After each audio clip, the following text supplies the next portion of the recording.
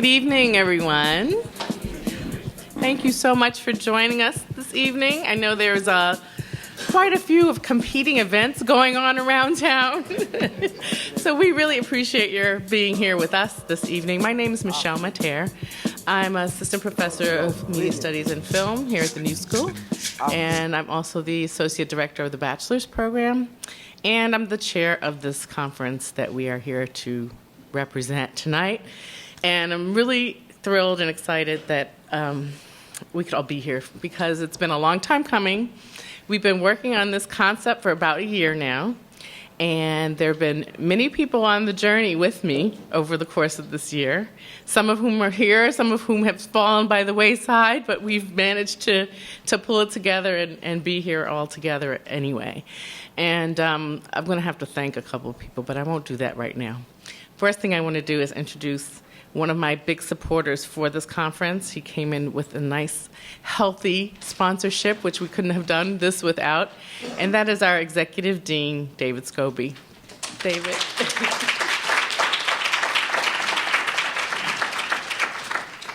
Thanks, Michelle.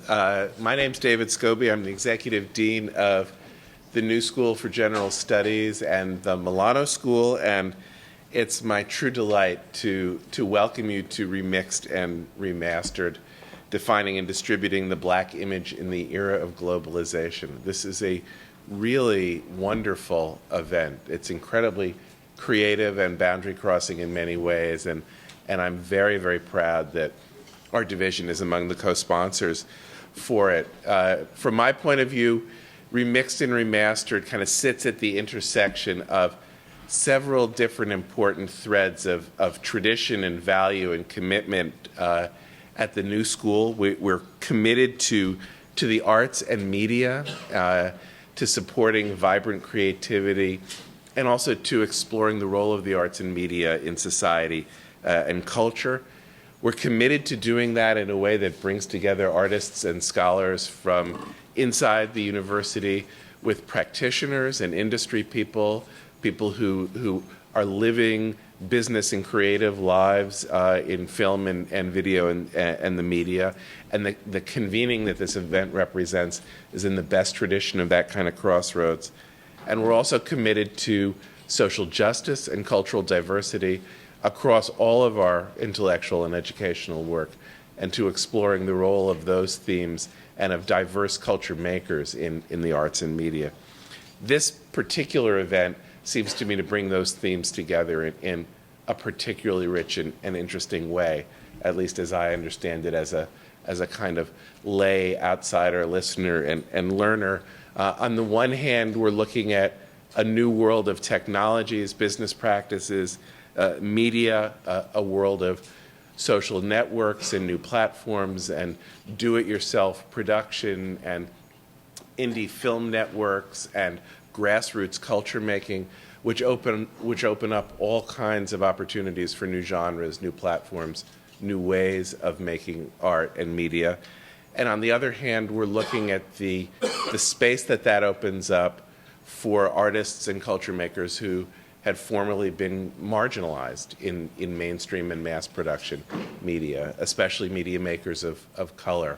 It seems to me the conversation invites us to think about the new kinds of art and meaning that are made in those platforms, and the ways that artists who formerly were at the margins of older systems of media can appropriate them, make them their own, make new kinds of stories and new kinds of art out of them. And finally, this event seems to me really rich and important because the people asking all of those questions about the intersection of new artists and new media are themselves a mix of scholars and business people and practitioners and artists who are all going to bring your own answers to those questions. So I'm delighted to have the New School host this. I'm delighted that we can help to support it. And I want to give a shout out to Michelle Matterr and all of the people she brought together to create this quite wonderful event. And now let me turn the podium over to my colleague Barry Salmon, the director of the Department of Media and Film in our division.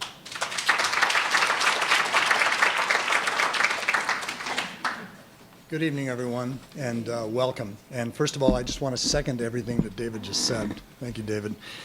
My name is Barry Salmon, and I'm the chair of the Department of Media Studies and Film. And as I was looking over the event listing, I noted that the logo remixed and remastered is R2. Considering the quality, the breadth, and depth of the work and ideas we have on display over the next couple of days, we might want to consider that as R squared.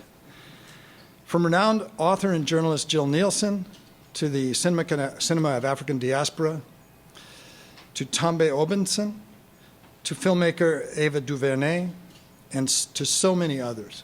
Remixed and remastered not only increases the visibility of high quality and independent cinema from across the globe, but provides for students and for citizens opportunities to engage with these screenings, these case studies, panel discussions in meaningful and immediate ways. The New School is always fostered and informed, and we might even say constituent dialectic among theories and practices, and it is events like tonight's and tomorrow's that stand at the forefront of providing us opportunities to continue and expand on that heritage, which we value very, very much. My warmest regards go out to Michelle Matterr, Tracy Ann Williams, and Sean Jacobs, to the wonderful presenters and all who have taken part in what will unfold over the next couple of days. It is, after all, through sustained efforts of our activists, and I mean our in the most collective way possible, our artists and our teachers, that our department, our school, remains strong, relevant, and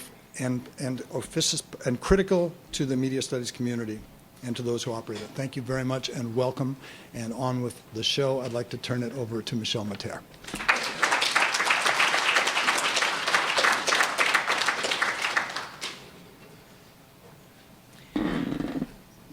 So we do have like an amazing array of not only work to watch, but of people to meet.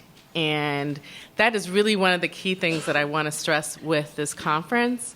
The idea was to, when we started talking about this idea, like I said, a year ago, the idea was that, we have a wealth of resources within our communities within institutions, our communities geographically, crossing boundaries, as David mentioned. And I don't think that we always take advantage of them to their utmost.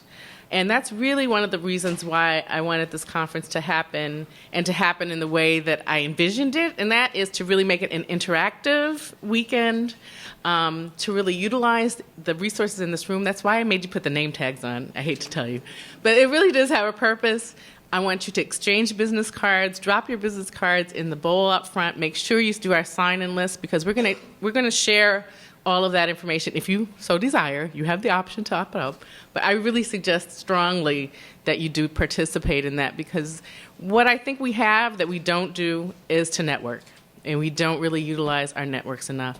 I have some of my amazing networkers from New York Women in Film and Television here. They know how to network, let me tell you. Those girls know how to network. We do a lot of networking, and we get a lot of business done. And I do believe that that's something that needs to be brought into media makers of color's consciousness in a way that we haven't done it before. So, where do I begin to talk about my first speaker? Dear friend and colleague Jill Nelson. Jill has been on this journey with me from a year ago when she and I were in this very room after a screening with Haile Gerima. Everybody knows who Haile Gerima is, right? Right? Okay, good. And we saw him we did a retrospective of his work, which was amazing. And then we heard him speak. And one of the things he talked about is exactly the same concept, that we need to come together, work together, really utilize our own resources, and stop worrying about other people validating us. Hollywood, we don't have to aspire to that. We have, especially with the technology we have, we can do this ourselves. And that's really what it's about, self-determination, and all of those wonderful words from, back in the day. But in the meantime, let me just say a few words about Jill Nelson. Jill is born and raised in Harlem, USA. She's been a working journalist for over 20 years, a graduate of City College and Columbia School of Journalism. Her work has appeared in numerous publications, including New York Times, Essence, The Washington Post, The Nation, Ms. Magazine, Chicago Tribune, and The Village Voice, to name a few. Jill has been a staff writer for the Washington Post during its first years of existence and was named Washington, D.C. Journalist of the Year for her work there. Today, she is still writing like crazy. She's on various weekly blogs and online with Nia Online, as well as having written several books, which you may have heard of. Sexual Healing, How I Became a Grown-Up Black Woman, anthology of police brutality anthology for W.W. Norton, and a nonfiction book on finding Martha's Vineyard. Jill talks and teaches us many ways through her work and through her words, and I'd love for her to say a few words right now. Thank you, Jill.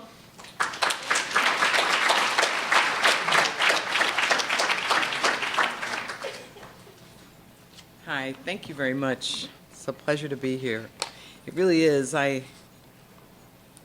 As Michelle said, we were here about a year ago with Haile Gerima, and we afterward were just sort of talking passionately and kind of ranting about what we should do and we needed to organize. And Michelle, of course, was like, we should have a conference. And I was like, okay.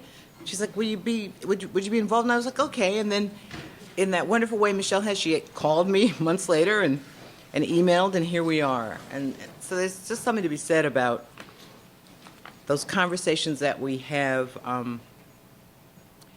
passionately and very casually and don't really know where they're going, but it's definitely worth having them. And I think it's a pleasure to be in a room with all of you as well, because it's reminiscent in many ways of the conversation with Michelle. It's so great to see people in a room and people who are connecting and who will connect. And so often I think we use technology and media to keep us apart, as opposed to bring us together. So it really is a pleasure to be here. And as a black woman, I just want to make a side remark, which is I think there's something going on fabulous about hair. In this room, there's so much diversity of hair. And I truly believe that hair is a reflection of a woman's soul. So if the hair, all the hair here, and you men, I include you too, including those who don't have any hair, because that says something deep too. But if our hair is a reflection of our soul, then we're going somewhere fabulous and unruly and revolutionary. I certainly hope so. Anyway, it's a pleasure to be here. I want to thank Michelle, as everyone else did, for her creativity and her organizational skills and her persistence in taking just what started as a passionate conversation and making it real and making you people real and me real, all of us real in this room.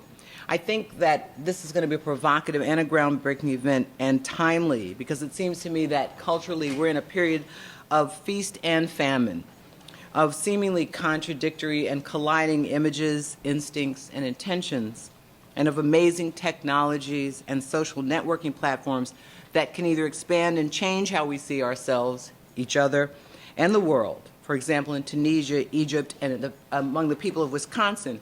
Or we can become further entrenched in the tired, demeaning, and boring stereotypical visual images that mainstream and monotonal culture is more comfortable with. Examples of this abound, but I was thinking about the Real Housewives franchises, the disembodied women and predator men of music videos, and of course the possession and perversion of black women's bodies by 21st century body snatchers, black men in drag. I think we often think that we have all these ways to kind of cop out of intimacy and out of connection and out of the creativity that comes out of real intimacy and connection and risk-taking. And, I struggle all the time with Facebook and Twitter, but I so often feel that we use it as a cop-out. It's almost like phony intimacy, phony touching, and we get addicted to this kind of I text, therefore I am. But, at least you think you are. But the question really in all our lives is, what are we going to do? And we do nothing unless we connect with other humans. So it's lovely to be in a room with humans connecting. We can't remain in the past, and we can't remain in the present. It just doesn't work. We have to go forward into the future. And I'm excited is that by the new media, which Hollywood continues to perpetrate and perpetuate the same overworked and obsolete images, wonderful art and images of black people and people of color that are entertaining, exciting, provocative, unsettling are being created, produced, and distributed by filmmakers and artists determined to tell their stories on their terms, who refuse to sing the same old songs that Hollywood or the so-called independent studios or television or anyone else recognizes and has decided are acceptable. Intergenerationally, these artists create cultural material that reflects our experiences, our interests, and our passions. They tell stories from the heart and the head, stories that are as complex as our real lives, and, whatever the subject matter, lovingly wrought. Lovingly wrought. Love is all you need. In the hands of these new creative artists, and I'm sure some of you here are those artists, stereotyping the expected are destroyed or used subversively to tell stories that are as complex as we are.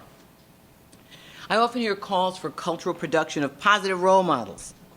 Those calls strike me to the equivalent of ordering a side of home fries.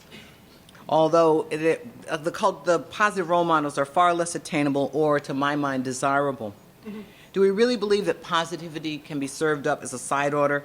That yearning for positive role models often seems weighed down by the flip side assumption that such role models don't exist, presupposing a lack of substance and character that can be remediated by manufacturing a few canned images.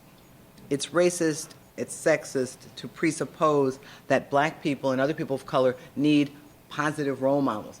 I read something recently online about, someone was writing about Chris Brown, a man who was critiquing him about being a beater, and said, and Chris, we need you because we need positive role models. Well, I'll be damned if I need Chris Brown to be a positive role model. It's ridiculous. Anyway, so it's not the positive role models that we need. It's complex characters, characterizations, situations, putting us in situations that evoke, reflect, and hopefully illuminate ourselves and our real lives. Not the one-note lives of music videos, bad television, movies, and books tell us we're living, but our lives as they actually are. They're difficult, they're multifaceted, they're exhilarating, they're passionate, they're frightening, they're surprising, they're complex, just like us. Over the past few weeks, thanks to Michelle and the people who are working on this conference, I've seen numerous feature films, shorts, and webcasts by artists who are changing not only the face, but the minds, guts, and soul of film. Some of them have shocked me, some of them have made me laugh, some of them have made me cry, some of them have made me watch them over because I thought, what are they talking about? Let me try to get this. Some of them made me want to go out, and this one film I think you see tomorrow called Bodega, where they talk about quarter water. So I stopped in my bodega, and there was the quarter water. I managed not to try. The film will make you not want to drink quarter water. But anyway, so we need the creativity, the substance.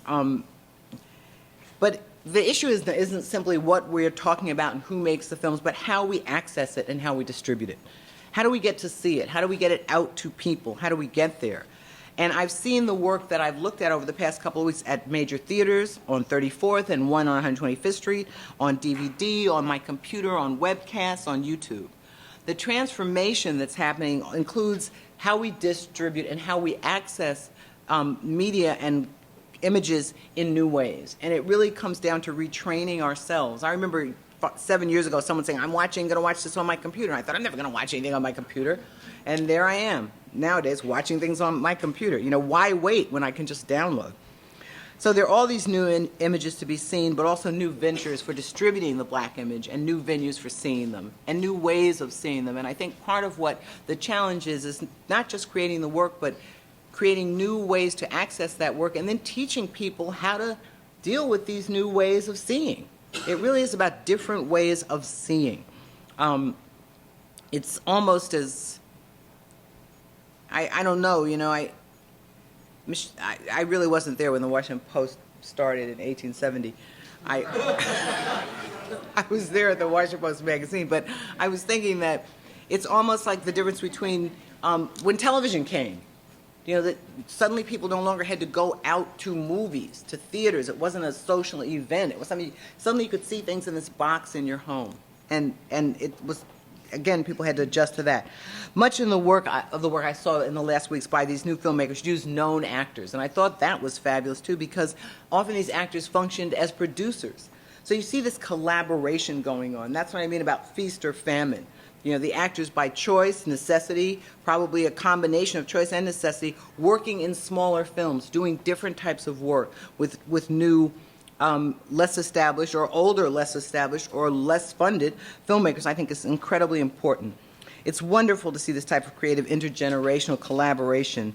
And finally, multitasking is being used for more than texting and tweeting and social networking,